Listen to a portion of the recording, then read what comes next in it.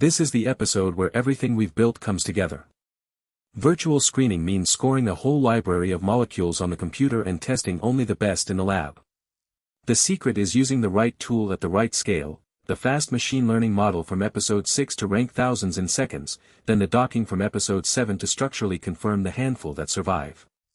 Let's run the full funnel. Here's the strategy. You start with a library, hundreds of molecules, or in industry, millions. Running docking on all of them would take weeks, so first you use the QSAR model, which scores each molecule in milliseconds, to rank the entire library and keep only the top slice. Then, and only then, you spend the expensive seconds per molecule on docking, to confirm that short list. Cheap filter first, expensive check last.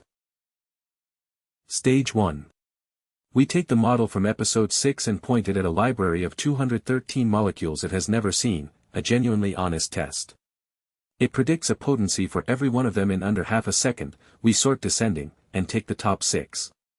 In the time it takes to blink, hundreds of molecules are triaged down to a shortlist worth a closer look. Stage 2. Now we dock just those 6 survivors into the EGFR pocket, reusing the receptor from last episode. And look at the result, every single molecule the model prioritized also docks strongly, between -7.9 and -9.3 kilocalories per mole.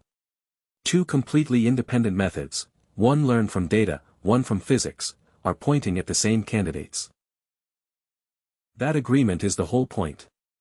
The fast model and the slow docking don't share any machinery, yet they concur, and when we peek at the real measured potencies to check ourselves, those candidates are genuinely potent too, pick 50s of 8 to nearly 10. This is a virtual screen doing its job, turning a pile of molecules into a confident, ranked shortlist, automatically, for pennies of compute. So we ran a real 2-stage virtual screen, a fast model to rank an unseen library, docking to confirm the winners, and the 2 agreed. That's the core loop of modern computational discovery.